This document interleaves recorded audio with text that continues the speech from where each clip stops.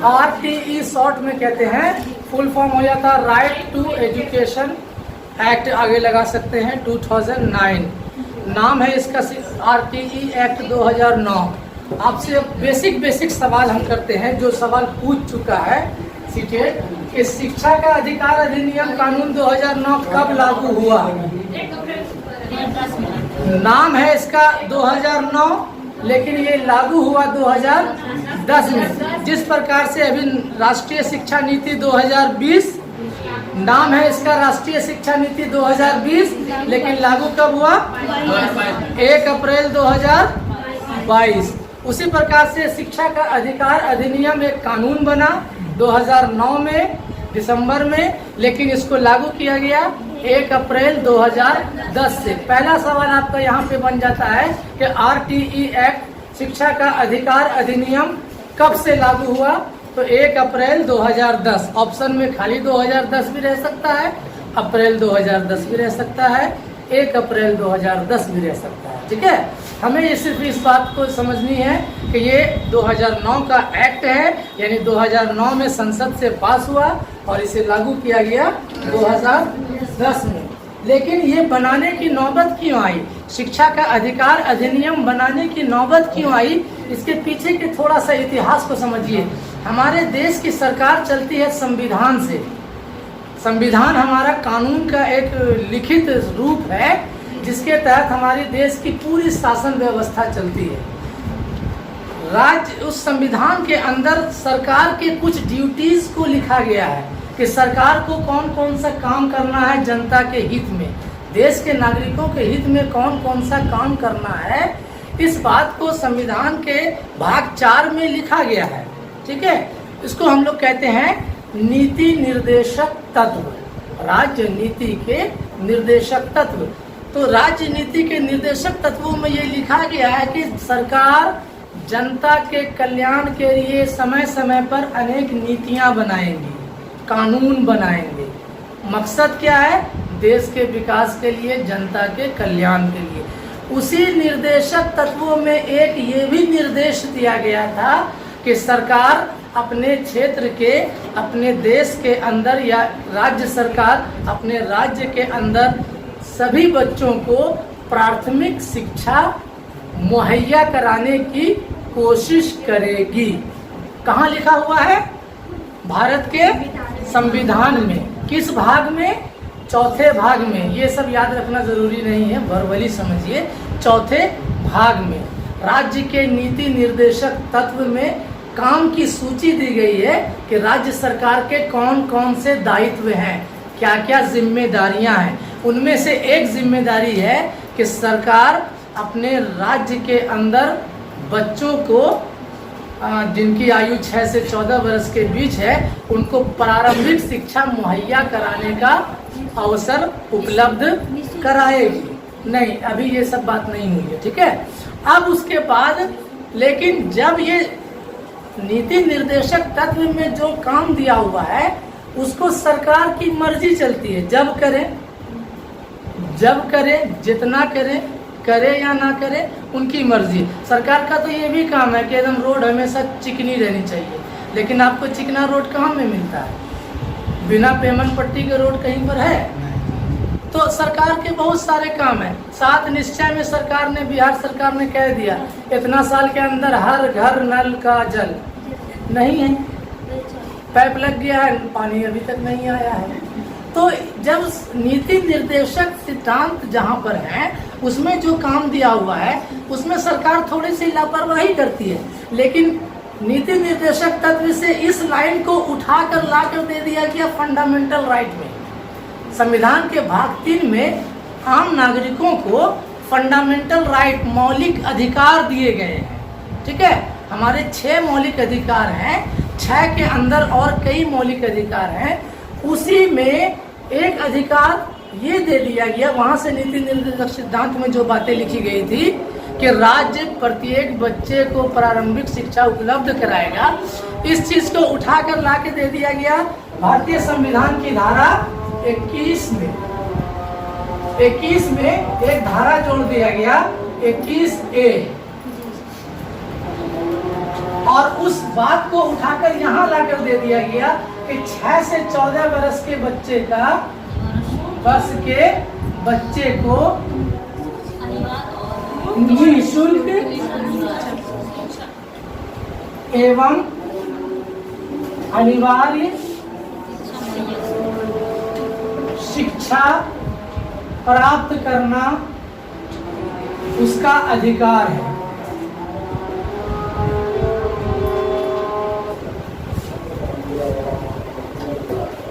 तो भारतीय संविधान की धारा 21 में एक नई धारा जोड़ दी गई। संविधान में एडिट करना, किसी चीज को डिलीट करना या कुछ नया उसमें ऐड करना, एडिट तो समझ रहे हैं, मोबाइल की भाषा में बात कर रहे हैं। एडिट करना मतलब जोड़ तोड़ करना, चाहे डिलीट करना, चाहे उसमें कुछ ऐड करना। तो संविधान में, मूल संविधान में 395 आर्टिकल ही था, 395 अनुच्छेद था, धारा जिसको हम लोग कहते हैं, धारा 1, धारा 2, है ना। तो उसमें बाद में जो भी जोड़ा जाता है उसको ABCD करके जोड़ा जाता है। तो संविधान की धारा 21 में कुछ अधिकार दिए गए हम लोगों को, उसी में एक और धारा A करके जोड़ दिया गया और उसमें ये लिख दिया गया कि 6 से 14 साल के बच्चों को प्रारंभिक शिक्षा पाना उसका अधिकार होगा। तो जब अधिकार बन जाता है तो अब सरकार का ये 100% दायित्व हो जाता है कि हर हाल में ये अधिकार हमें बच्चों को देना ही देना है।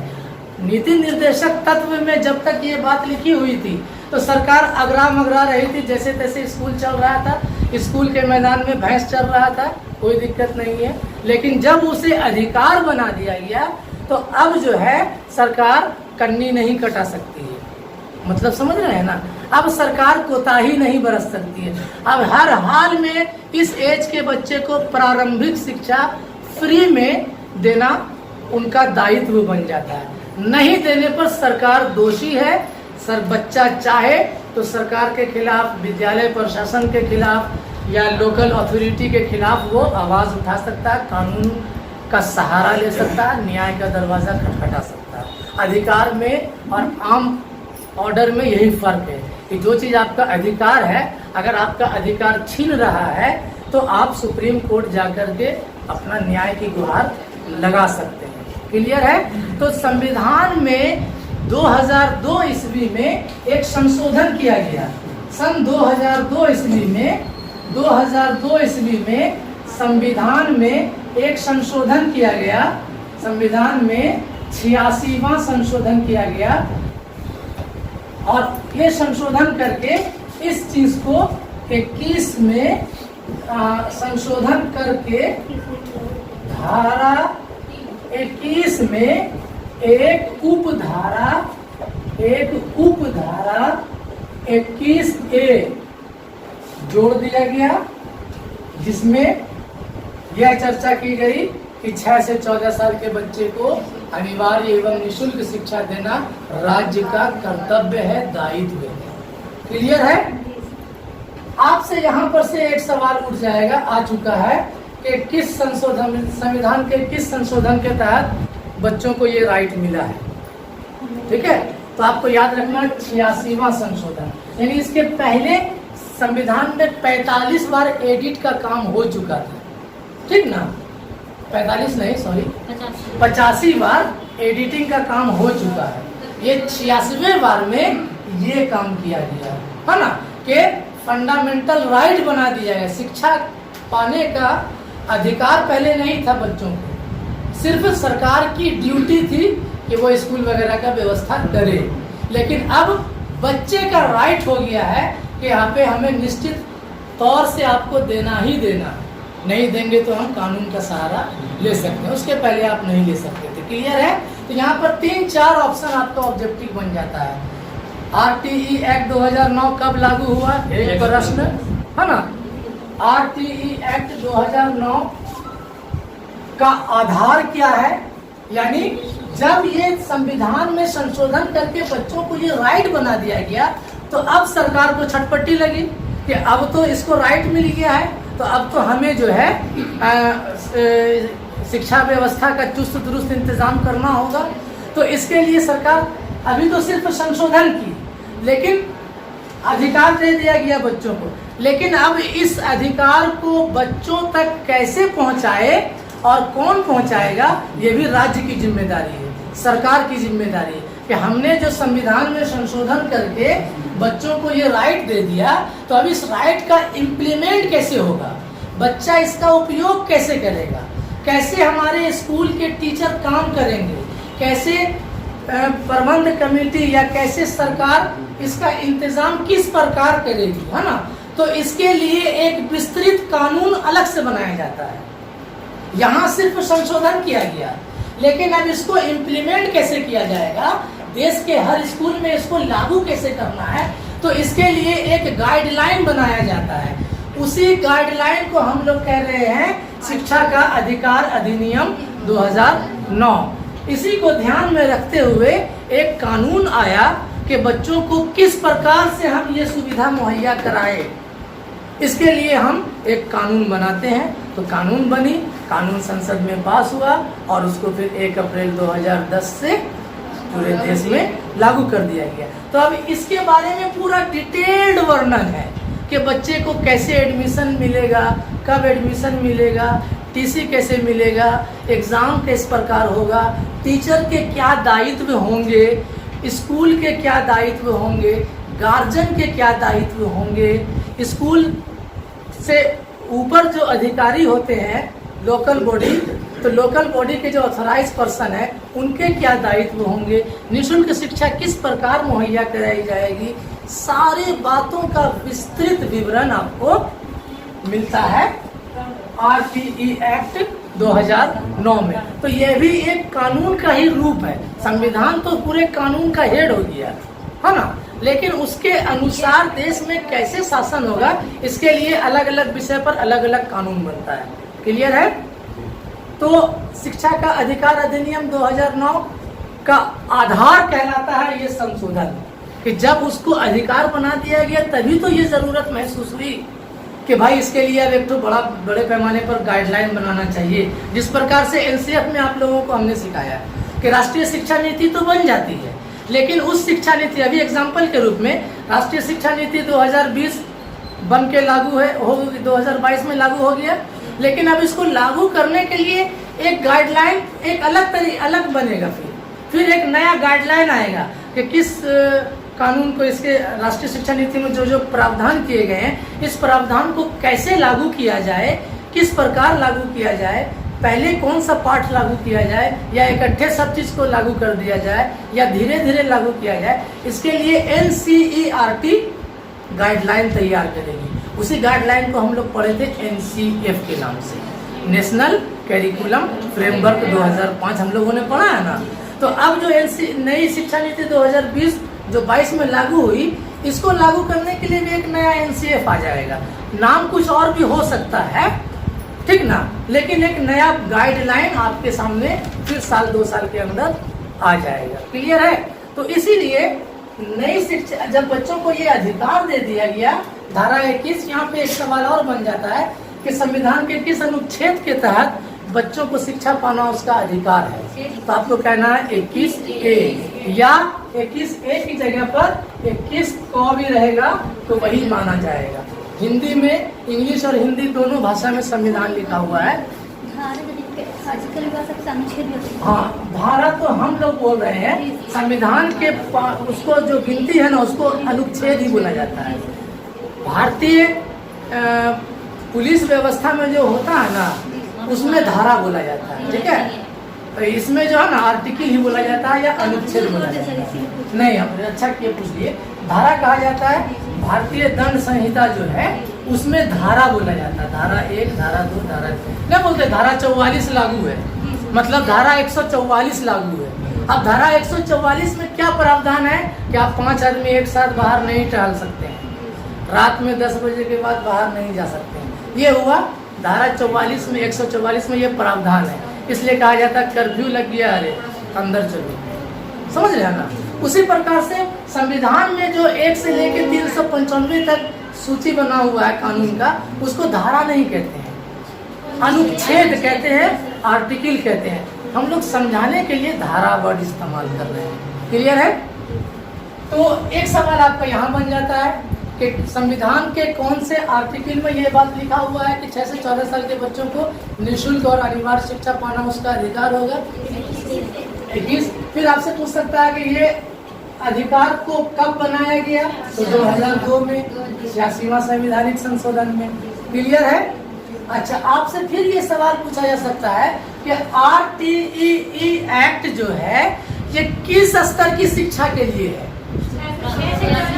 ऑप्शन सुनिए, प्राथमिक शिक्षा, प्रारंभिक शिक्षा, हाई स्कूल की शिक्षा यानी माध्यमिक शिक्षा, उच्च माध्यमिक शिक्षा।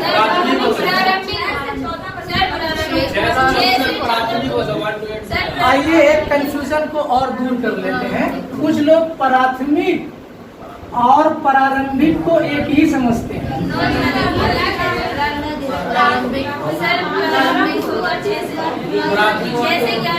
प्राथमिक का मतलब क्लास 1 से 5 और प्रारंभिक का मतलब क्लास 1 से 8 और उच्च प्राथमिक या मध्य विद्यालय जिसको आप लोग कहते हैं 6 से 8। ये तीनों बात याद रखिए, कंफ्यूजन कभी नहीं होगा। अंग्रेजी में इसको कहते हैं एलिमेंट्री। आप लोग DL किए हैं मान लीजिए, तो इसका मतलब क्या हुआ? Diploma elementary. मतलब आप क्लास 1 से 8 तक के बच्चों को पढ़ाने का ट्रेनिंग ले चुके हैं। अगर आप सिर्फ इंटर के साथ DLED है तो आप 1 to 5 में जाएंगे। अगर आप ग्रेजुएशन के साथ DLED है तो आप 1 to 5 में भी जा सकती हैं, 6 to 8 में भी जा सकती हैं। नहीं बुझे? तो एलिमेंट्री का हिंदी प्रारंभिक। प्रारंभिक का मतलब 1 से लेकर के 8 क्लास तक। और सरकार का ये मानक है कि 6ठी बरस बच्चा जो है, बच्चे की आयु अगर 6 बरस हो तो वह पहली कक्षा में रहेगा, 7 बरस दूसरी कक्षा में। इस हिसाब से जोड़िएगा तो 14 बरस की आयु पूरते पूरते बच्चा 1 से 8वीं क्लास तक, मतलब के 10वीं क्लास तक तो पहुंच जाता है। इस हिसाब से जोड़ के, इसी के लिए 6 से 14 लिखा गया। आप जोड़ेंगे तो 14 साल की आयु पूरते पूरते बच्चा 8वीं पास हो जाएगा। बुझे?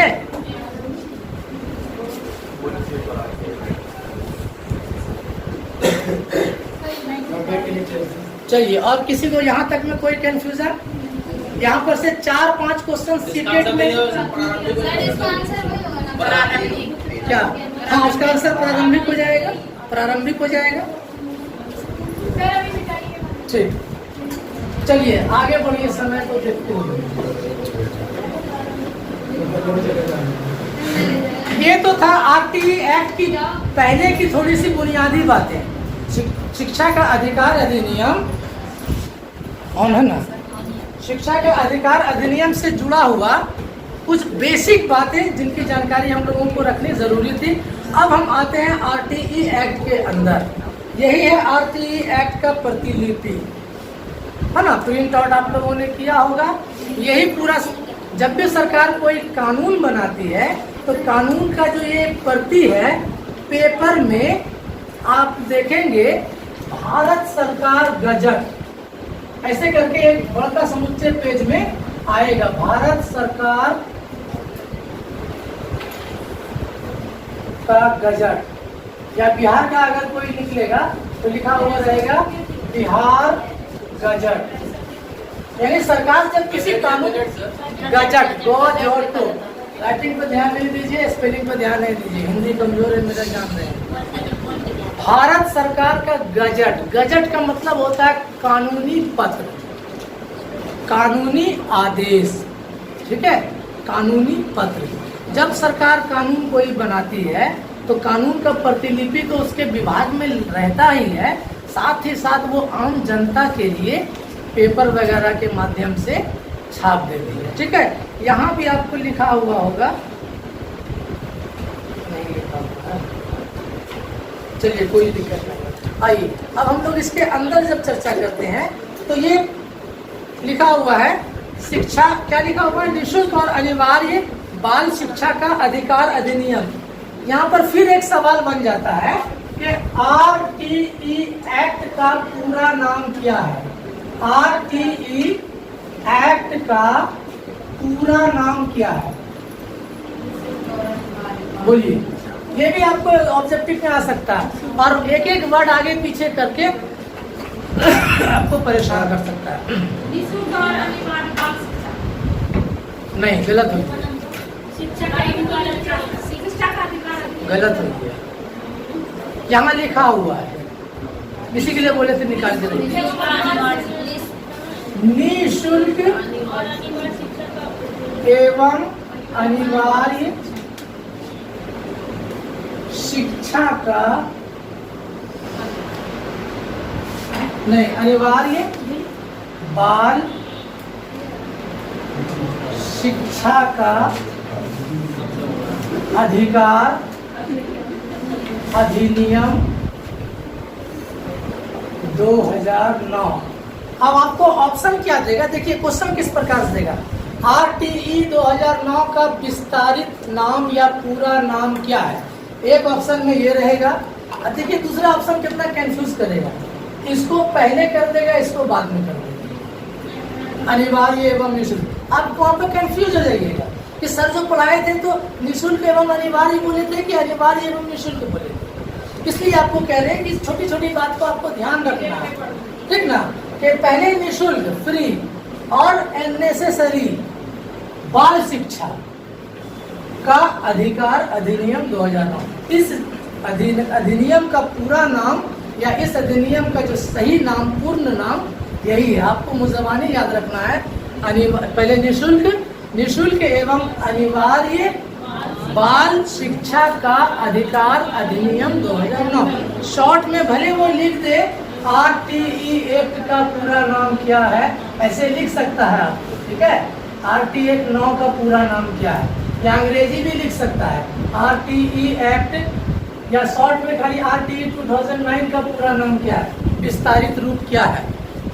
इस तरीके से आपको सवाल पूछ सकता है और तब उसके अंदर से आपसे सवाल पूछा जाएगा कि जब इस पूरे पेज को आप पढ़िएगा, इस पूरा अधिनियम पूरा गाइडलाइन है, टीचर के दायित्व, एजुकेशन सिस्टम के दायित्व, समुचित सरकार के दायित्व, लोकल अथॉरिटीज़ के दायित्व, गार्जियंस के क्या दायित्व है, सारे चीज़ों, स्कूल का कंस्ट्रक्शन कैसा होगा, स्कूल के अंदर कौन कौन सी फैसिलिटीज़ होगी, टीचर कितने होंगे, कितने स्टूडेंट पर एक प्रिंसिपल होंगे, कितने स्टूडेंट पर प्रिंसिपल नहीं होंगे, सारे चीज़ों का प्रावधान इसके अंदर 38 धाराओं में कर दिया गया है। आपसे इसके अंदर की कुछ विशेषताएं से संबंधित सवाल पूछा जा सकता है, जैसे इस अधिनियम के अंदर कुल कितनी धाराएं हैं, इस अधिनियम के अंदर, इस एक्ट के अंदर कुल कितनी धाराएं हैं, कुल कितनी धाराएं हैं, 38 धाराएं हैं। इन 38 धाराओं को कुल कितने भाग में बांट दिया गया है, कुल कितने अध्याय में बांट दिया गया है। इन 38 धाराओं को कुल 7 अध्याय में बांटा गया है, ठीक है। इस अधिनियम का जो प्रति हमारे हाथ में है, इसको जब आप पलटाएंगे तो नंबर 1, नंबर 2, नंबर 3 करके टोटल 38 बिंदु आपको मिलेंगे, 38 पॉइंट। इसी को हम कह रहे हैं कि RTE एक्ट 2009 में कुल 38 धाराएं हैं, क्लियर है। और इस 38 धारा को 7 पार्ट्स में बांट दिया गया है। इसी को हम लोग कहते हैं कि 7 चैप्टर है या 7 अध्याय है, क्लियर है। आपसे एक सवाल बन गया कि RTE एक्ट 2009 में कुल कितनी धाराएं हैं, आपको कहना है 38। इन RTE एक्ट में कितने अध्याय हैं, 7 अध्याय। RTE एक्ट में कितनी अनुसूची है, कितनी अनुसूची है, कितनी अनुसूची है, अनुसूची कहते हैं लिस्ट को, कितनी अनुसूची है, एक अनुसूची है, यानी एक लिस्ट भी बनाया गया है लास्ट में। 38 धारा के बारे में पूरा लिखने के बाद नीचे एक सूची बनाया गया है जो धारा 19 और धारा 25 से संबंधित है। ये 3 बेसिक बात है आरटीई एक्ट के अंदर की बात के आरटीई एक्ट में कुल कितने धारा 19 और धारा 25। हाँ, ये अनुसूची जो है ना, ये अनुसूची जो है नोट में लिख लीजिए कि ये अनुसूची धारा 19 और धारा 25 के लिए है।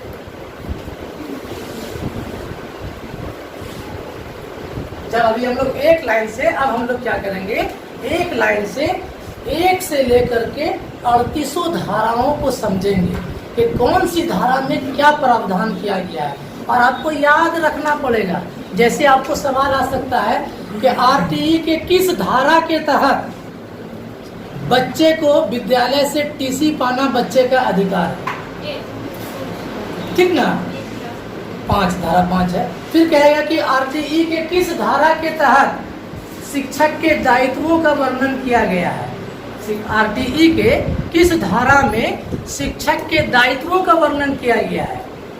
या आपको सवाल कर सकता है कि इनमें से कौन शिक्षक के दायित्व नहीं है। तो अगर आरटीई एक्ट के धारा 24 को आप देखेंगे तो उसमें हमारी ड्यूटी का वर्णन किया गया है। क्या क्या? शिक्षक को समय पर विद्यालय पहुंचना चाहिए, पहला लाइन। दूसरा लाइन, पाठ्यक्रम को उसके निर्धारित समय में पूरा करना, ये दूसरा काम। इस तरीके से 5-6 काम का सूची बनाया हुआ है, ठीक ना, वो धारा 24 में है। एक एक करके बारी बारी से हम लोग धारा को, किस धारा में क्या प्रावधान किया गया है उसको जानेंगे और हमें याद करना है, लेकिन रटना नहीं है।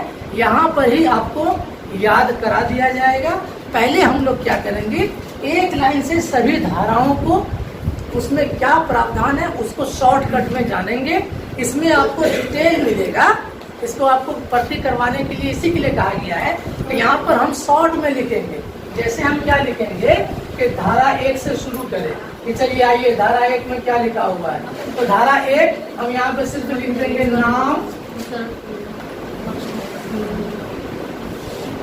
व विस्तार,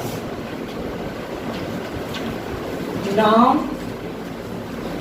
विस्तार व शब्दावली, बस इतने सी लिख दी।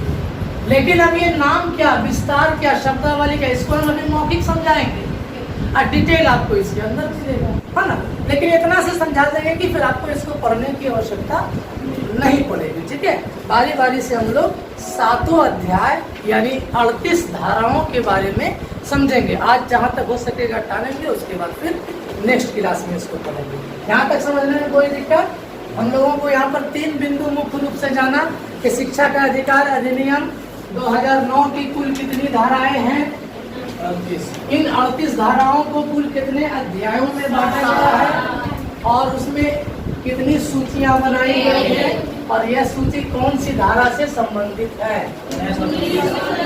अब हम पूछेंगे बताइए तो धारा 19 में क्या लिखा हुआ है, तो अभी तो आप नहीं बता पाइएगा, वो तो संविधान में, तो संविधान में धारा 19 में स्वतंत्रता का अधिकार है, स्वतंत्रता नहीं समानता का अधिकार। 14 से 18, हाँ ठीक, 14 से 18 में समानता का अधिकार, 19 में स्वतंत्रता का अधिकार, ठीक है। तो हम लोग क्या बोल रहे थे, हाँ अभी तो आपसे पूछेंगे कि धारा 19 में क्या है, तो नहीं बता पाएंगे, लेकिन दोनों क्लास यानी कंप्लीट होने के बाद आपसे हम जो भी धारा पूछेंगे तो इंशाल्लाह आप लोग जवाब दे दीजिएगा, उसके लिए हमें यकीन है। क्या कि आप लोग थोड़ा मेहनती लग रहे हैं, जुझारू भी लग रहे हैं, है ना।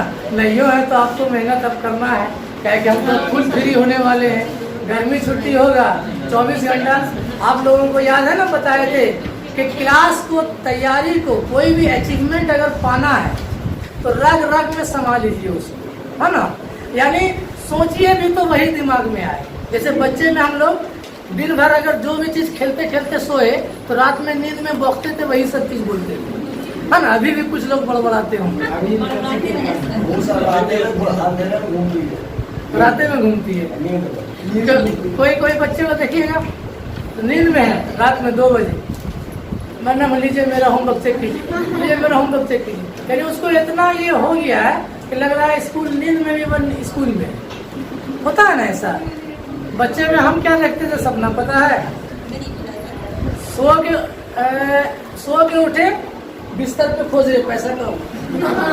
क्या कि सपने में देख रहे कि मेरे पास खूब सिक्का हो गया, ढेर पैसा हो गया, इतना पैसा जमा है, ठीक है।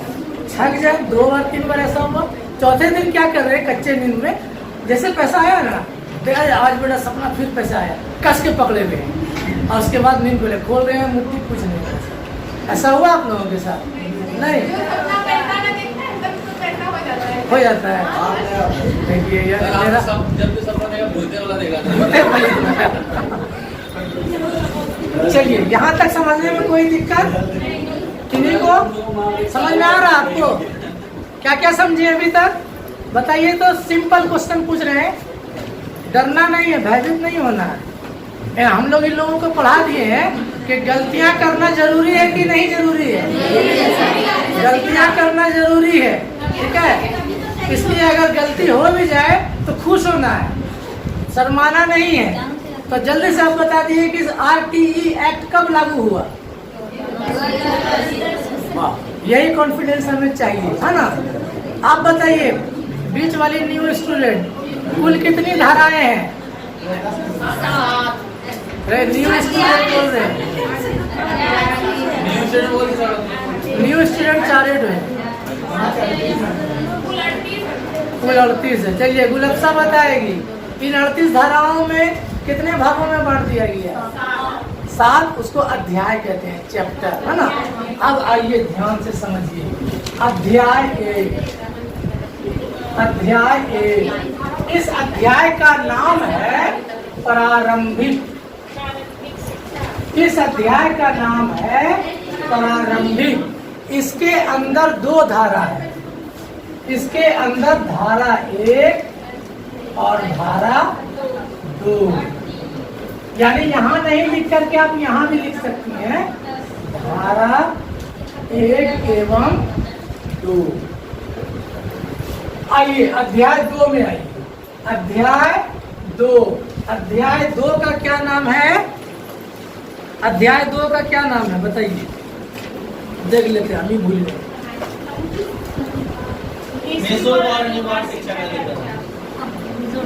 हाँ, निःशुल्क और अनिवार्य शिक्षा का अधिकार, चिट्ठा निकाल लेंगे। वाह, निःशुल्क और बोलिए अनिवार्य शिक्षा का बाल अधिकार, शिक्षा का अधिकार। इसके अंदर 3 धाराएं हैं, इसके अंदर 3 धाराएं हैं, धारा 3, 4 एंड 5। टोटल 7 चैप्टर में 38 धारा को समा लेना है। ये पहला अध्याय, ये दूसरा अध्याय। अब तीसरा अध्याय में आइए, अध्याय 3। अध्याय 3 का क्या नाम है? समुचित सरकार, स्थानीय प्राधिकार और माता पिता के कर्तव्य। इसके अंदर 6, 7, 8, 9, 10, 11 धारा 6 से 11 सीधा लिख देते हैं। 6 से 11 कितना हुआ? 5 हुआ। 6, 7, 8, 9, 6 हुआ, 6। अध्याय 3 हो गया। अब आइए अध्याय 4। अध्याय 4, अध्याय 4 का क्या नाम है? विद्यालय व शिक्षक के दायित्व। विद्यालय व शिक्षक के दायित्व। नहीं, इसमें 12 से 28 का, इसमें 12 से नहीं सर, मतलब ये अध्याय में, हाँ, 7वां अध्याय में 38 धारा आ जाएगा। धारा 12 से 28। अब आइए अध्याय 5। अध्याय 5 चालू हो गया। अध्याय 5, अध्याय 5 का क्या नाम है? प्रारंभिक शिक्षा का पाठ्यक्रम व और उसका पूरा किया जाता है। इसी तरह देख रही हैं। ठीक, बोलिए। प्रारंभिक शिक्षा का पाठ्यक्रम और उसका पूरा किया जाना। इसके अंदर परीक्षा भी है। चलिए 5 हो गया। अब आइए अध्याय 6। अध्याय 6 का नाम क्या है? बालकों के अधिकार का संरक्षण। बालकों, इसका ये नहीं लिखे, 29-30 हो जाएगा इसके अंदर। 29-30 धारा 29 और 30 बालकों के अधिकार का संरक्षण। इसके अंदर है 31, 32, 33, 34 धारा 31 से 34 तक। अब एक अध्याय और बचा है, अध्याय 7। सर 1 और 2 मिनट। अध्याय 7 में अभी काम पड़ेगा। अध्याय 7 का नाम बताइए।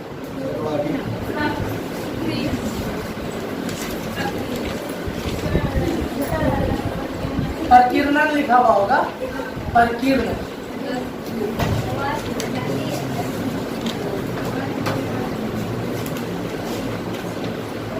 प्रकीर्णन इसके अंदर कितना है? 35, 36, 37, 38 धारा 35 से 38। इसको नोट कीजिए, उसके बाद आगे बताते हैं। चलिए ठीक है, आपका हो गया। अब आइए गौर से समझिए। चलिए यहाँ पे सब ध्यान दीजिए। 5 मिनट और समय लेंगे, फिर आप लोगों को धारा 1 से कल डिटेल बताएंगे। आज खाली इसको अध्याय को समझिए। आपसे हमने सवाल किया कि इन अध्यायों में सबसे बड़ा अध्याय कौन है? आपने देखा सर, अध्याय 4 सबसे बड़ा है, क्योंकि 12 से 28 तक, यानी 12, 10, 22 और 17 आर्टिकल इसी के अंदर है ना। और ये देखिए इम्पोर्टेंट, इसकी अहमियत को गौर कीजिए कि सब जगह सब तरह का बात लिखा हुआ है, लेकिन आप जिस पेशे से जुड़ने जा रही हैं, आपसे रिलेटेड बातें इसी अध्याय में लिखा हुआ है। ठीक ना? तो गौर कीजिएगा, आप प्रीवियस ईयर का क्वेश्चन उठाकर देखिएगा। आपको एनसीईआरटी पर अब तक जितना क्वेश्चन पूछा गया है, सारा क्वेश्चन इसी अध्याय से पूछा गया है। और भी जगह से क्वेश्चन है, जैसे हमने इधर उधर की बातें बताई कि भारतीय संविधान के किस धारा में है, किस ए में, लेकिन आरटीई के अंदर से जो सवाल पूछा गया है, तो ज्यादातर सवाल इसी से जुड़ा हुआ पूछा गया है। इस अध्याय के अंदर हम लोग क्या पढ़ेंगे? विद्यालय कैसा होना चाहिए, विद्यालय का भवन कैसा होना चाहिए, विद्यालय के अंदर खेल का मैदान, 4 दीवारी, रसोई घर, लड़की और लड़का के लिए अलग अलग शौचालय, पानी, ठीक ना, पुस्तकालय, ऑफिस रूम, कक्षा कैसे होना चाहिए, क्लास रूम, विकलांग बच्चे के लिए बरामदा पे चढ़ने के लिए क्या बनवाना चाहिए। ये सारी बातें लिखी गई है इसी अध्याय में। ठीक है, विद्यालय का विकास करने के लिए प्रबंध समिति का गठन कैसे होगा, क्या होगा, ये आगे भी चर्चा है। लेकिन विद्यालय की रूपरेखा, विद्यालय की बनावट, विद्यालय का कंस्ट्रक्शन कैसा होगा, ये सारी बातें इसी में लिखा गया है। और अभी कुछ देर पहले हम बोल रहे थे कि धारा 19 और धारा 25, तो धारा 19 और धारा 25 इसी के अंदर में आ गया। और धारा 19 में क्या है जानते हैं? विद्यालय का मानक, यानी एक विद्यालय को कैसा होना चाहिए। आप गौर करिएगा, सभी सरकारी विद्यालय एक कलर में पेंट किया हुआ है। आपका कन्वेंट स्कूल अलग अलग डिजाइन मारा हुआ है, लेकिन सरकारी स्कूल देखिएगा, पहचान लीजिएगा सरकारी स्कूल। और अगर हम अपने घर में वही कलर करवा लेंगे, सब हमको बाहर में छुड़ाएगा।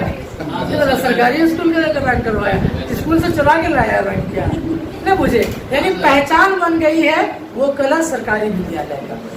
कंस्ट्रक्शन डिजाइन से आप समझ जाइएगा, स्कूल के अंदर जाइएगा तो बिल्डिंग के डिजाइन से समझ जाइएगा, ये किचन है, ये क्लास है, ये सब खिड़की सब आर्क एक जैसा नजर आएगा। तो एक सरकारी विद्यालय किस कंस्ट्रक्शन का होना चाहिए, आपसे सवाल आता।